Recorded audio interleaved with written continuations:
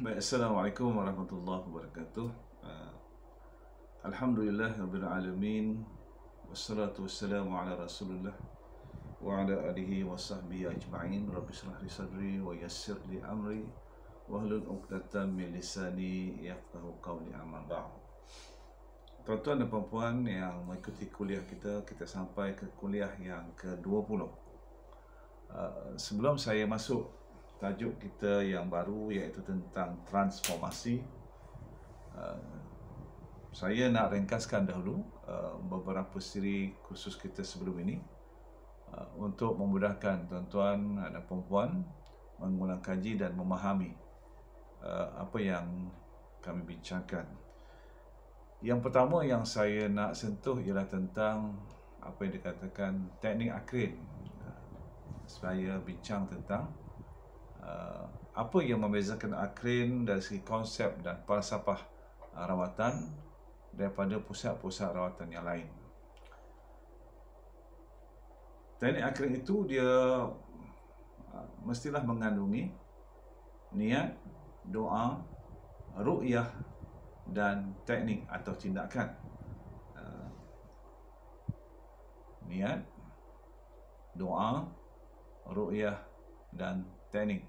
Jadi semua teknik-teknik, sama ada mengesan, merawat dan menamatkan rawatan, mestilah terikat dengan doktrin ini.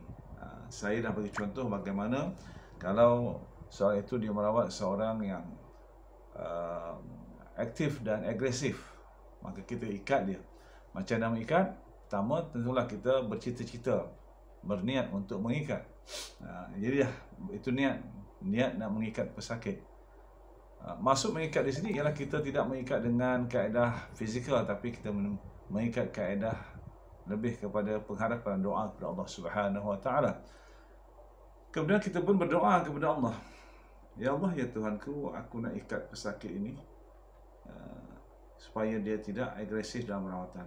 Itu doa, ya. Kemudian dia pun membaca ru'yah, sebagai contoh yang saya contoh semalam ialah ayatul kursi. Kemudian diikuti dengan tindakan, iaitu dengan seolah-olah dia mengikat sambil membaca ayatul kursi.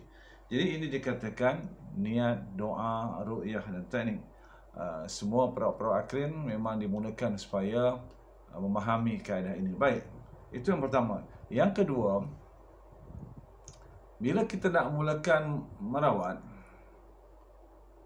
pastilah kita memastikan pesakit dalam posisi yang selesa,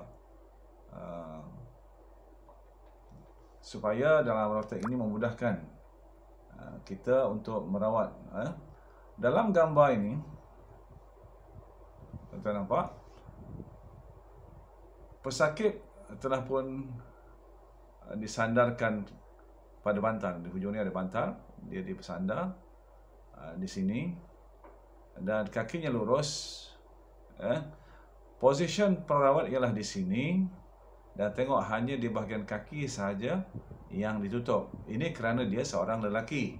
Kalau seorang muslimah, seorang perempuan, kita akan tutup kain selimut di sini, diikuti dengan serban di sini. Itu kalau kita nak menutup pesakit. Baik, pastikan dia menutup aurat. Saya kita benteng diri, macam mana nanti kita lihat. Kemudian minta pesakit melafazkan ikrar pemutus. Macam mana ikrar pemutus? Ini adalah contoh ikrar pemutus.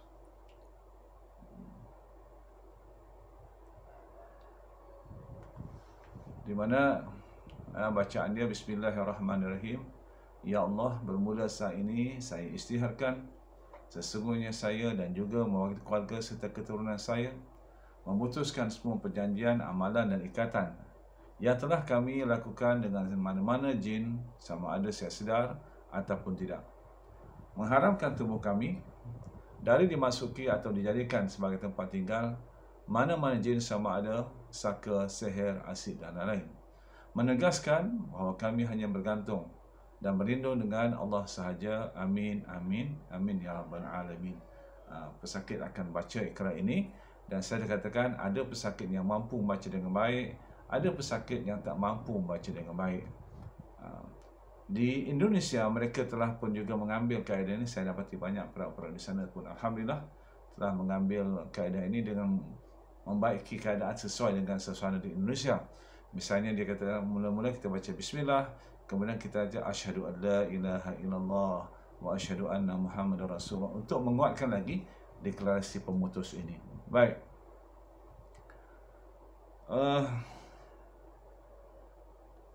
Kemudian kita beri dia minum air, ya, ingat air.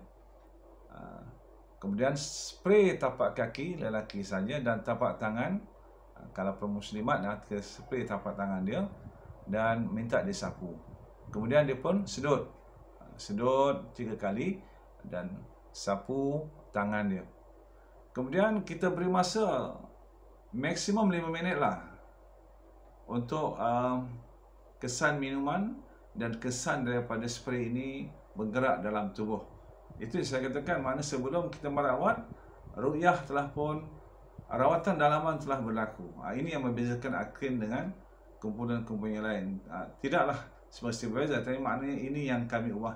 Di Indonesia, dia ada juga menggunakan kaedah minum, ya, beri minum, dan pada minuman itu dicampurnya dengan daun bidara.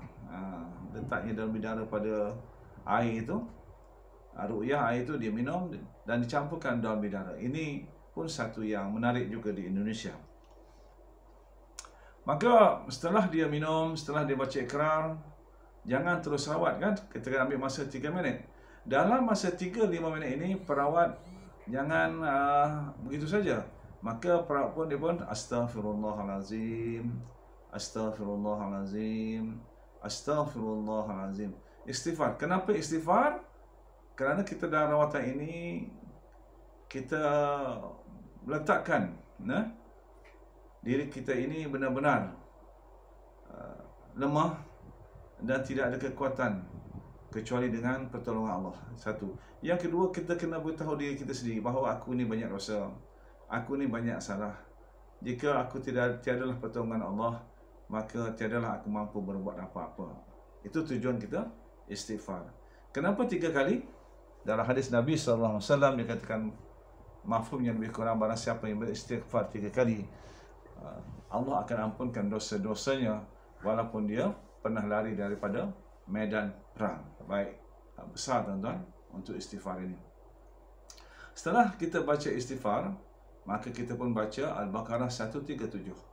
Ya. Fasayafikahumullah wa huwas samiul alim 3 kali. Dengan yang kali pertama ni kita baca ni, ya Allah lindungi diri saya. Baca lagi fasayafikahumullah wa huwas samiul alim. Ya Allah lindungi keluarga saya. Kemudian fasayafikahumullah wa huwas samiul alim. Ya Allah lindungi diri saya, lindungi pesakit dan keluarga pesakit, ya. Setelah kita baca istighfar dan Al-Baqarah 137, kita pun transform. Jadi tajuk kita pada malam ini ialah transform. Apakah itu transform? Ya, apakah itu transform? Transform ialah di mana seorang perawat menukar dirinya, anggotanya, malah perkataan menjadi sesuatu yang dihajati, yang pada pandangan dan yang diperlukan oleh perawat, sehingga pandangan dan perasaan jin yang dapat dikawal. Transform maknanya kita menukar diri kita pada pandangan jin yang mengganggu. Kita tukar, transform, ya. Nanti insya-Allah kita akan bekalkan satu video bagaimana transform ini dilakukan. InsyaAllah kita akan sambung nanti di bahagian hujung kuliah ini dengan satu bentuk transform ini untuk makluman tuan-tuan. Baik. Apabila pesakit kelihatan menjadi seorang yang bengis, perawat akan menukarkan dirinya pada pandangan pesakit lebih gagah dan bengis daripadanya. Kalau kita lihat pesakit itu bengis, kita mohon kepada Allah kita pada pandangan jin yang mengganggu itu lebih bengis daripada dia sendiri. Tapi tuan-tuan harus hati-hati. Tuan-tuan jangan terkeliru dengan jin yang memekak. Itu bukan bengis. Jin yang memekak terjerit itu bukan bengis, itu jin penakut. Yang penakut. Kerana dia takut, dia membesarkan suaranya. Ini pun biasa pada alam kita. Orang-orang yang takut kadang-kadang dia bersuara kuat, tapi sebenarnya dia penakut. Yang dimasukkan bengis ini ialah dia kelihatan menggenggam penumbuknya dan mula membentuk silat. Ini dah nampaklah. Atau tu dengan mukanya yang merah mengarah kepada kita sambil mula bergerak kepada kita. Jadi begitu juga bila pesakit mula membuka langkah silat. Bila kita nampak pesakit ni tuan-tuan, dia dah mula buka silat, maka kita sebagai perawat kena transform. Jadi ada kalanya transform ini dibuat pada awal rawatan, ini mula-mula, atau ketika kita berdepan dengan suasana dalam rawatan, kita nampak dia kerasukan dan dia mula membuat langkah silat misalnya. Ketika itu kita pun seperti sini membaca selawat tafrijiyah, ya. Selepas kita baca selawat tafrijiyah, maka kita pun berdoa kepada Allah. Niat kata saya nak tukar diri saya pada keadaan yang, kalau dia silat kita kata saya, ya Allah, saya berniat saya nak tukar diri saya menjadi guru silat dia. Kena doa, ya Allah, jadikan saya pada pandangan jin yang mengganggu ini sebagai guru silat dia. Kemudian kita pun meru'yah. Ru'yah dia apa? Baca selawat tafrijiyah. Allahumma salli salatan kamilah sehingga akhir. Kemudian kita pun tiup pada pesakit dan juga pada diri kita. Ya. Supaya ini pengalaman saya secara peribadi, tuan-tuan. Saya pernah berlaku keadaan begini. Orangnya besar dan saya merawat, ketika saya seorang saja lelaki dalam bilik rawatan. Dia datang dengan isteri dia. Jadi kalau bertempur saya rasa mungkin payah juga saya. Jadi ketika itulah saya berniat. Saya nampak dah dia nak buka silat dan menunjukkan bunga-bunga silatnya. Maka saya pun baca selawat tafrijiyah. Saya tiup diri saya tiup ke arah dia. Kemudian saya pun tegur dia. Saya kata apa? Siapa ajar kamu silat macam ni? Siapa yang pernah ajar kamu silat begini? Kemudian saya nampak dia duduk ke belakang. Dia pun berkata, Tuan Guru, bagaimana Tuan Guru boleh berada di depan saya? Saya pun tahu pada pandangan dia, saya adalah gurunya. Saya kata, pernah tak aku ajar kamu buat benda-benda ni? Menunjukkan kehebatan, kekuatan dan dalam kesesatan. Bersilat, menunjuk silat dan kadang batil. Maaf saya Tuan Guru, maaf saya Tuan Guru. Saya kata kalau awak teruskan juga saya tarik ijazah awak. Dia pun maaf Tuan Guru, saya pergi. Dan dia pun sedar daripada kerasukan itu.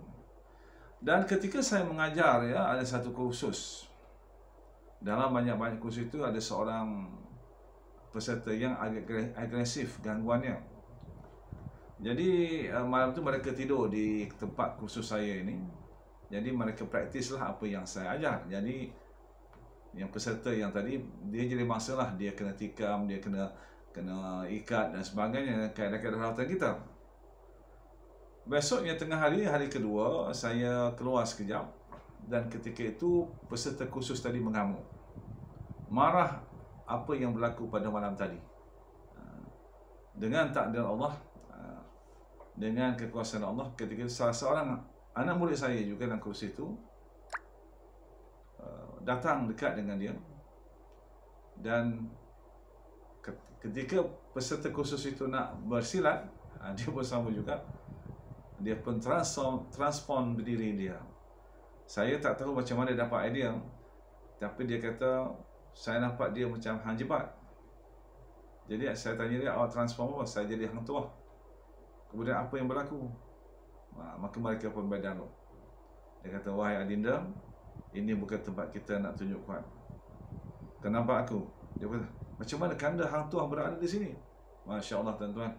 Jadi ini salah satu yang kita buat. sebelum kita memulakan rawatan, ya, kita transform suasana rawatan. Ada ketikanya juga saya transform bukan saja diri, tapi saya transform suara. Jadi, ya Allah, ya Tuhanku, jadikan suara saya ini suara halilintar. Mana bila dengar saja bacaan-bacaan saya, dia akan merasa bacaannya terlalu nyaring, terlalu kuat, dan ini memudahkan rawatan. Ada kalanya saya transform tangan saya. Ya Allah, ya Tuhanku, jadikan tangan saya ini terlalu panas sehingga mana dia tak tahan bila saya sentuh. Tuan, besar kaedah transform ini. Kemudian ada ketikanya saya katakan, ya Allah, ya Tuhanku, jadikan bilik ini panas bagi semua yang ada gangguan. Kemudian kita pun baca selawat tafrijiyah dan kita tiup di keliling kita. Jadi bila saya gunakan keadaan yang panas ni, beberapa orang yang duduk dalam bilik ini komplain kepanasan, sedangkan kita bilik rawatan ini bilik aircon. Jadi di sinilah kekuatan transform. Jadi setakat ini kita telah baca istighfar, baca Al-Baqarah 137 3 kali dan lakukan transform. Nanti kita akan tunjukkan bagaimana transform ini dijayakan. Baik.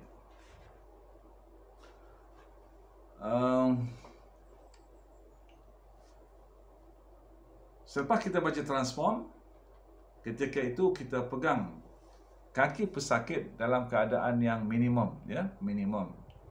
Bukan sentuh tekan, sentuh kaki pesakit.